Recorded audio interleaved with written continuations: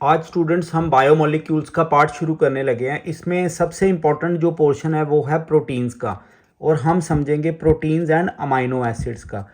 देखिए जो प्रोटीन्स हैं, proteins are high molecular mass compounds. ये हाई मॉलिक्यूलर मास बायोमोलिक्यूल्स हैं। जो प्रोटीन्स है वो किसके बने हुए हैं? Proteins are made up of, ये जो प्रोटीन्स है made up of alpha amino acids. ये अल्फा अमाइनो एसिड से बने हुए हैं। ऑल्दो ये क्लासीफाई किए जाते हैं अल्फा बीटा गामा, बट हमें इससे अभी कोई मतलब नहीं। हमने फोकस करना है सिर्फ अल्फा अमाइनो एसिड्स पे। अब प्रोटीन्स जब हाइड्रोलाइज्ड होगा, जब कभी भी प्रोटीन्स को हाइड्रोलाइज्ड करेंगे, हाइड्रोलाइज्ड, अगर प्रोटीन हाइड्रोलाइज्ड होगा तो किस तरह से ये होगा देखिए आप ज़रा। सबसे पहले जो प्रोटीन है,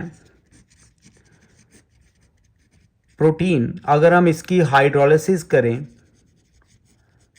अगर इसकी हाइड्रोलिसिस करें तो ये पहले बनाएगा पेप्टाइड्स, उसके बाद ये अगेन हाइड्रोलिसिस इसकी होगी तो ये टूटेगा अल्फा अमाइनो एसिड्स में। आपने कुछ चीज़ें याद रखनी है। जो प्रोटीन है, प्रोटीन इज पॉलीमर, प्रोटीन एक पॉलीमर है, और अल्फा अमाइनो एसिड ये है जी मोनोमर्स, ये मोनोमर्स हैं। अब हम जब भी प्रोटीन्स की हाइड्रोलिसिस करेंगे ये अल्फा अमाइनो एसिड देगा। आपको अगर पता हो, जब कभी भी काफ़ी सारे मोनोमर यूनिट्स आपस में पॉलीमराइज करेंगे तो ये देंगे पॉलीमर। हम अगर मोनोमर यूनिट्स जो होंगे उनके n नंबर ऑफ मोल्स लेंगे तो वो आपस में क्या करेंगे? पॉलीमराइजेशन। पॉलीमराइजेशन एक प्रोसेस है जिसमें काफ़ी सारे मोनोमर यूनिट्स आपस में क्या करेंगे? बॉन्डेड होंगे, तो क्या बनाएंगे? वो एक पॉलीमर बनाएंगे। इस केस में अल्फा अमाइनो एसिड, जो अल्फा अमाइनो एसिड्स हैं उसके n नंबर ऑफ मोल्स क्या करेंगे? आपस में पॉलीमराइज करके क्या बना देंगे? ये बनाएंगे प्रोटीन। प्रोटीन एक मोनोमर है जो टूटने पे अगर हम इधर इस पॉलीमर को हाइड्रोलाइज करवाएं, ये हाइड्रोलिसिस करेगा तो क्या बनाएगा? Alpha amino acid. तो इस तरह से आपने पहले इसके जो बेसिक्स हैं उनको समझना है। अल्फा अमाइनो एसिड का स्ट्रक्चर हम यहाँ पे बनाएंगे। देखिए structure of alpha amino acid, और क्यों बोलते हैं इसको अल्फा अमाइनो एसिड ये भी आज हम इधर देखेंगे। समझिए, ये एक कार्बन है, इसके साथ लगा हुआ है कार्बोक्सिलिक ग्रुप। ये वाला ग्रुप है कार्बोक्सिलिक, ये कार्बोक्सिलिक एसिड, ये ग्रुप लगा है। उसी तरह से यहाँ पे लगेगा एल्काइल पार्ट, ये एल्काइल पार्ट है। इसी तरह से इस साइड लगेगा हाइड्रोजन, ये लग गया हाइड्रोजन। और इस जगह पे फोर्थ जो होगा अल्फा अमाइनो एसिड क्यों बोलते हैं? क्योंकि इधर लगा है NH2। NH2 वैसे तो कौन सा अमीन है, बट अगर आप पॉलीफंक्शनल का जो टेबल है उसके अकॉर्डिंग जाएं IUPAC नेमिंग में, तो कार्बोक्सिलिक एसिड एक सुपीरियर ग्रुप है और अमीन एक इन्फीरियर ग्रुप है इसके विद रिस्पेक्ट टू। तो जब कभी भी हम किसी फंक्शनल ग्रुप को जो इन्फीरियर होगा तो हम उसका सेकेंडरी नेम लिखते हैं। जैसे हमें पता है कि इसका प्राइमरी नेम अमीन है, बट जब कभी कार्बोक्सिलिक एसिड के साथ लगेगा तो इसे हम अमीनो बोलेंगे, यानी अमाइनो या अमीनो। जब ये सेकेंडरी बन जाएगा, जब ये बच्चों सेकेंडरी बनेगा तो इसे हम क्या बोलेंगे? अमाइनो। अब समझिए अल्फा क्यों बोलेंगे। ये एक फंक्शनल ग्रुप कार्बोक्सिलिक एसिड जो कि बड़ा सुपीरियर है, इसके साथ अगर हम बात करें यहाँ पे, इसके साथ कार्बन लगा है अल्फा कार्बन, तो अल्फा कार्बन के साथ कौन सा ग्रुप लगा है? अमाइनो। तो हम इसे क्या बोलेंगे? अल्फा कार्बन पे क्या लगा हुआ है? अमाइनो। कौन से नेचर का है? अमाइनो एसिड, इसीलिए इसको हम बोलते हैं अल्फा अमाइनो एसिड। तो आपको ये क्लियर हो जाना चाहिए कि अल्फा अमाइनो एसिड क्यों बोलते हैं और इसको हम अमाइनो एसिड ही क्यों बोलेंगे, क्योंकि as per the nomenclature rule. अब हम नेक्स्ट करेंगे कि किस तरह से इसके आगे आयंस बनेंगे, टूटने से क्या बनेगा। अब बड़ा ही इंपॉर्टेंट ये वाला पोर्शन है ज्विटर आयन का। ज्विटर आयन को हम इंटरनल सॉल्ट भी बोलेंगे और ये एक डायपोलर स्ट्रक्चर है। डायपोलर का मतलब ऐसा स्ट्रक्चर जिसमें पॉजिटिव और नेगेटिव दोनों प्रेजेंट होंगे। और ज्विटर आयन है क्या? देखिए, अगर हम बात करें अल्फा अमाइनो एसिड की स्ट्रक्चर की, देखो ये हमारे पास ये वाला स्ट्रक्चर है अल्फा अमाइनो एसिड का। तो ये वाला प्रोटॉन जो है अगर ट्रांसफ़र कर जाए बेसिक की तरफ, ये देखो अगर इधर से ये ब्रेक डाउन करेगा तो किस तरह से ये जाएगा। देखिए ये वाला हाइड्रोजन जो प्रोटॉन जिसे हम यहाँ पे कहेंगे, ये शिफ्ट करेगा। देखिए ये नेगेटिव आ गया क्योंकि इधर से क्या हो गया, H पॉजिटिव जो है रिलीज कर गया, तो इधर आ जाएगा, ये बन जाएगा NH। दो पहले से 3 हो गया, अब ये लोन पेयर एग्जिस्ट नहीं करेगी क्योंकि प्रोटॉन आ गया, उसके साथ इलेक्ट्रॉन चले गए। अब देखो यहाँ पे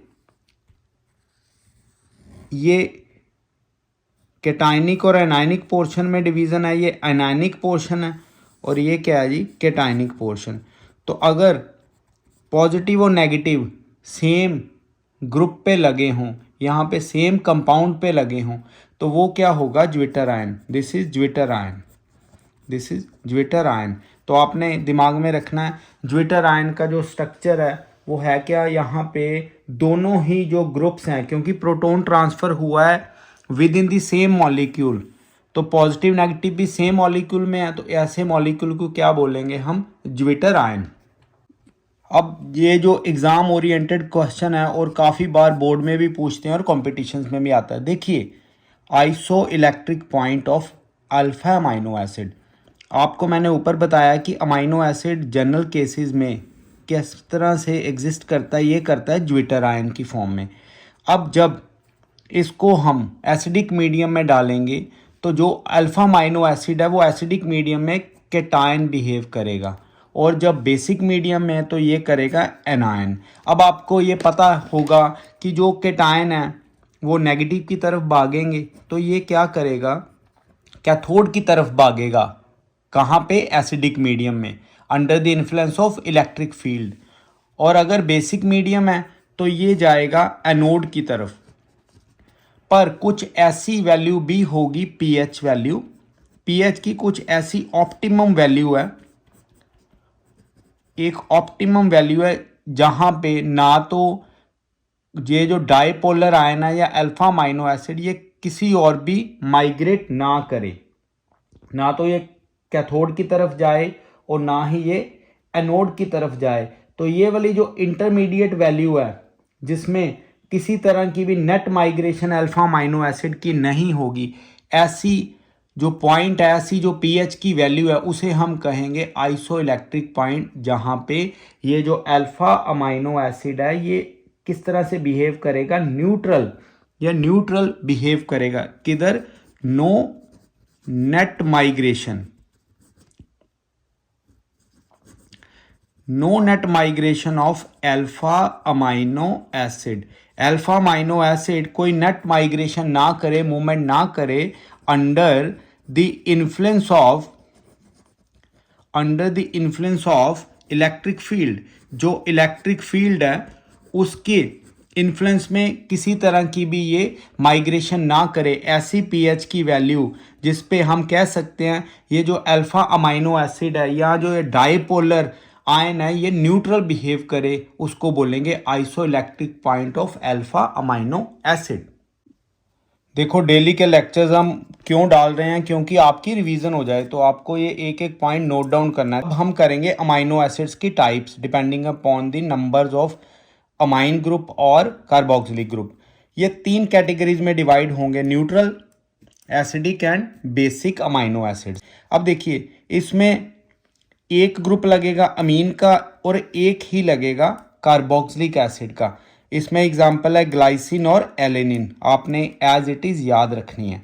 अब बात करें एसिडिक की, एसिडिक में एक अमीनो एसिड होगा, मतलब एक अमीन होगा और दो होंगे हमारे पास कार्बोक्सिलिक एसिड। तो जैसे ही देखिए ना, एक और एक कैंसिल होंगे तो न्यूट्रल, बट अगर एक के साथ एक कैंसिल होगा ये तो न्यूट्रल होगा।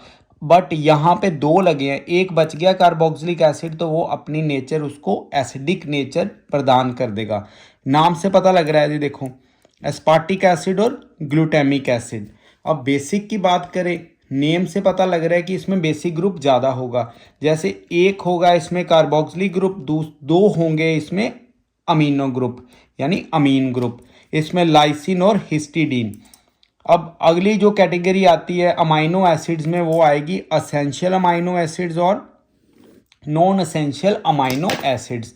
असेंशियल में आपको पता, नाम से पता लग रहा है बड़े ज़रूरी है हमारी बॉडी के लिए। अगर ये हमारी बॉडी में नहीं होंगे तो डेफिशिएंसी डिजीज़ होनी शुरू हो जाएंगी। ये बट बॉडी में सिंथेसाइज नहीं होंगे।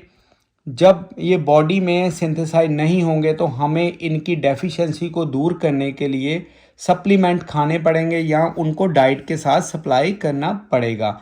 इनमें आपको अभी एग्जांपल के लिए मैं इधर ट्रिक जनरेट किया है, वो आपको भी बताते हैं। नॉन एसेंशियल वो वाले जो बॉडी में बन जाते हैं, हमें ज़रूरी नहीं है कि हम डाइट से उनको उनकी कमी को पूरा करें, क्योंकि उनकी कमी होगी ही नहीं, वो सिंथेसाइज्ड हो रहे हैं, बन रहे हैं बॉडी के अंदर।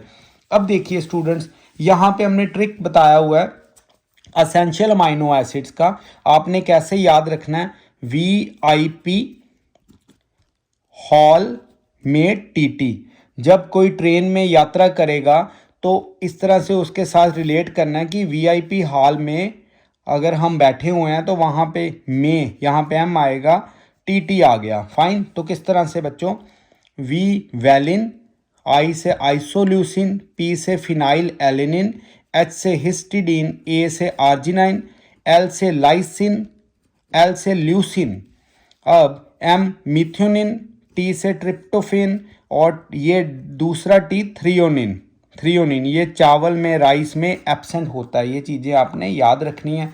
और ये अमीनो एसिड्स की जो कैटेगरी है वो बहुत अच्छी तरह से करने वाली, पेपर काफ़ी यहाँ से आता है, नीट का पेपर भी इधर से ही कई बार क्वेश्चंस आ गए हैं, सीधे सीधे क्वेश्चंस आते हैं। तो नाम आपने याद रखने हैं न्यूट्रल के ये, और ये असेंशियल तो आपकी टिप्स पे होने चाहिए। ये देखिए 1 2 3 4 5 6 7 8 9 10, बट आपने ये सारे के सारे याद रखने हैं। नेक्स्ट करेंगे पेप्टाइड बॉन्ड। देखिए पेप्टाइड बॉन्ड मैंने लेक्चर के शुरुआत में आपको बताया था, ये पॉलीमराइजेशन से बनता है क्या, प्रोटीन। देखो अगर हम इधर ये देखो CHR और हम इधर लेंगे कार्बोक्सिलिक एसिड और ये आ गया स्टूडेंट्स अमीन। जब ये मोनोमर यूनिट दूसरे, ये एक दूसरा हम अमीनो एसिड लेने लगे, ये दूसरा अल्फ़ा अमीनो एसिड है, तो किस तरह से लिख दिया मैंने आपको, इस तरह से लिखा है ताकि आप थोड़ा क्लियर हो जाए। अब ये पॉलीमराइज करेगा स्टूडेंट्स, और पॉलीमराइजेशन के साथ ये होगा क्या, इधर से ये देखो वाटर बाहर निकलेगा। ऐसी पॉलीमराइजेशन को बोलते condensation polymerisation. Condensation polymerisation, polymer chapters में से कंडेंसेशन मतलब जहाँ से वाटर बाहर निकलेगा। अब होगा क्या, इधर भी ऐसा ही होगा, ठीक है।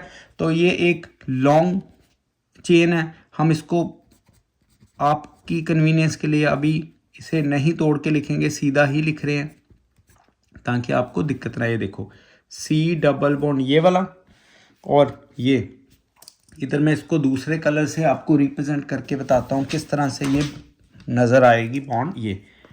ये वाली बॉन्ड जो बनी है यहाँ पे, ये जो बॉन्ड बनी है ये आ जाएगा NH ये वाला और CHR COH। ये देखो ये वाली जो बॉन्ड बन गई, ये दिस इज पेप्टाइड बॉन्ड। बड़ी बार क्वेश्चन आया मतलब सी डबल बॉन्ड ओ और NH, ये वाली जो बॉन्ड है, ये वाली, this bond is called peptide bond. ये वाली जो बीच में बॉन्ड है ये पेप्टाइड बॉन्ड है। आपने याद रखना है peptide bond C double bond O और NH के बीच वाली ये प्रोटीन की स्पेशलिटी है पेप्टाइड बॉन्ड। तो हमेशा इस तरह से आपने पेप्टाइड बॉन्ड को बना के और इनको आइडेंटिफाई कर लेना है। आज वीडियो में ज़्यादा लेंथी नहीं बनाऊंगा, आपको कुछ इंपॉर्टेंट पॉइंट्स बताए हैं बायोमोलिक्यूल्स में से प्रोटीन्स के रिलेटेड, तो इनको अच्छी तरह से करना है और नोट डाउन करना है। Thank you.